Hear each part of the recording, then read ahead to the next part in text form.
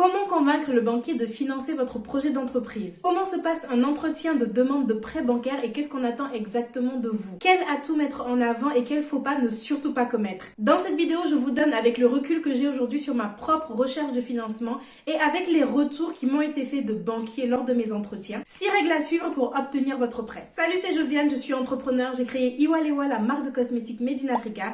Ici, je partage mon parcours afin de bâtir une communauté où nous pourrons évoluer tous ensemble en productivité, self-esteem et business. Avant de rentrer dans le vif du sujet, une petite annonce à vous faire. Si vous êtes entrepreneur ou porteur de projet et que vous ne savez pas vers qui vous tourner pour vous accompagner à développer ou à lancer votre entreprise, je vous propose de vous partager mon réseau. Du 1er au 14 février, vous aurez l'opportunité de poser toutes les questions que vous voulez à des experts en comptabilité, communication digitale, réglementation cosmétique et encore bien d'autres. Pour savoir comment participer, rendez-vous en fin de vidéo. Comment obtenir un prêt bancaire pour son projet? Sans plus tarder, c'est parti pour la vidéo. Première règle, le prêt bancaire n'est pas votre première source de financement. J'en ai déjà parlé dans ma vidéo comment financer son projet d'entreprise. Pour réussir votre campagne de financement, vous devez faire appel à plusieurs ressources et chacune d'elles doit intervenir dans un ordre précis. Si vous allez voir un banquier avec une demande de financement, il va vous demander combien vous êtes prêt à mettre dans le projet. Tout simplement parce que pour que le banquier vous fasse confiance et se dise que votre projet va marcher, il faut que vous-même vous montriez que vous croyez en ce projet-là. Vous ne pouvez pas aller demander de l'argent à quelqu'un d'autre alors que vous-même vous n'avez rien mis dans l'entreprise. C'est vous le chef à bord, donc si le projet se plante, vous êtes le premier à prendre le risque.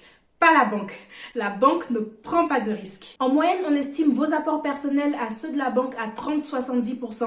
Donc, vous apportez en moyenne 30% de ce dont vous avez besoin et la banque finance 70%. Si vous voulez avoir le détail des ressources financières auxquelles vous pouvez prétendre avant le prêt bancaire et dans quel ordre, je vous invite à regarder ma vidéo en suggestion. Deuxième règle, bien se préparer avant l'entretien avec le conseiller bancaire. La première fois que j'ai obtenu un entretien pour ma demande de prêt bancaire, je ne savais absolument pas comment ça allait se passer. J'avais envoyé mon dossier à l'avance, donc je m'imaginais que le conseiller avait déjà toutes les informations qu'il lui fallait. Je n'avais rien préparé comme argumentaire convaincant, j'avais juste une vague présentation de mon projet. Et ça, c'était une grosse erreur. Déjà, sachez que vous aurez beau envoyer tous les documents du monde, personne ne va les lire à l'avance. Lors de l'entretien, lorsque le conseiller découvre donc votre projet, il a envie de savoir qui vous êtes, en quoi est-ce que vous êtes la meilleure personne pour porter ce projet et le mener à son succès. Qu'est-ce qui fait que ce projet va marcher? Qu'allez-vous faire de mieux que la concurrence? Quel est votre business model? Comment comptez-vous gagner de l'argent? Quels sont les obstacles potentiels sur votre chemin et quel est votre plan pour les franchir? J'insiste sur ce point parce que moi j'ai déjà passé des entretiens où très clairement le but était juste de me piéger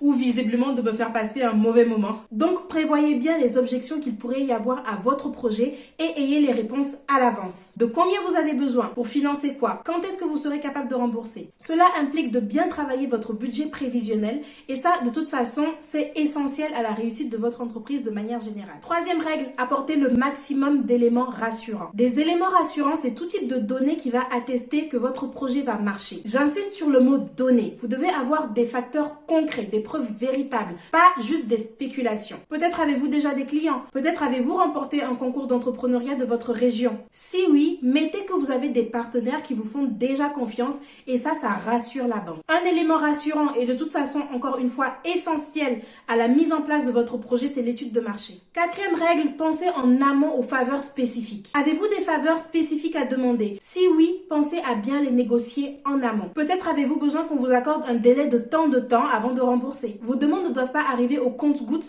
parce qu'une fois que tout sera signé, ce sera compliqué de revenir en arrière. Cinquième règle, attention non plus à ne pas prendre trop de risques. Ici, je pense spécifiquement aux garanties de votre prêt. Mesurez bien les risques. Évitez tout ce qui est caution personnelle parce que vous risqueriez de tout perdre. Plusieurs organismes peuvent vous aider à garantir votre prêt selon votre région. Donc, renseignez-vous bien. Sixième règle, faites-vous accompagner par un expert comptable. C'est cette règle qui a fait toute la différence dans ma recherche de financement. Mon dossier a été refusé plusieurs fois par l'organisme qui devait garantir mon prêt, mais une fois que je suis allée chercher un expert comptable et que j'ai apposé le nom du cabinet sur mon dossier, directement ça a été accepté. J'ai remarqué que souvent dans une même région, les professionnels de l'entrepreneuriat se connaissent parce qu'ils ont l'habitude de travailler les uns avec les autres. Donc si vous travaillez avec l'un, vous aurez plus de chances d'obtenir des faveurs entre guillemets de l'autre parce qu'ils se font confiance. Mais même si la banque ne connaît pas le cabinet d'expertise comptable avec qui vous travaillez, avoir son dossier qui est rédigé par un professionnel, ça aide quand même parce que ça rassure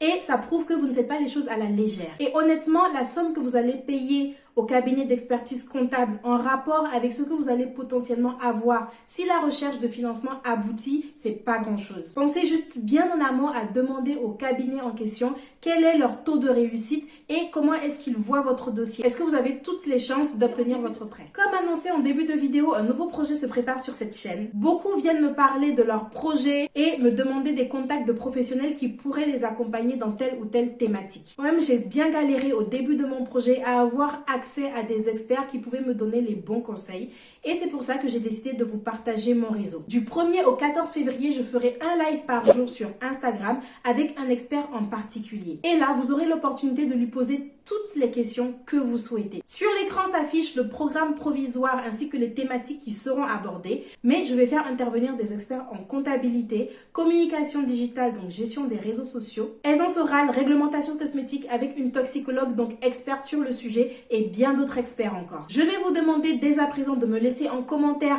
toutes les questions que vous voudriez poser à tous les experts que vous voulez. Posez le maximum de questions, mais surtout faites-le rapidement. Les lives vont durer entre 30 à 45 minutes. Je ne garantis pas qu'on pourra traiter de tous les sujets en une seule session. À l'issue de chaque live, vous pourrez télécharger gratuitement un annuaire avec les contacts de tous les experts qui ont participé. Comme ça, vous pourrez les contacter librement pour votre projet en cas de besoin. C'est la fin de cette vidéo. Je vous remercie d'avoir regardé. J'espère qu'elle vous sera utile. Abonnez-vous pour ne pas manquer d'autres contenus de ce type. Je poste tous les mercredis et les dimanches.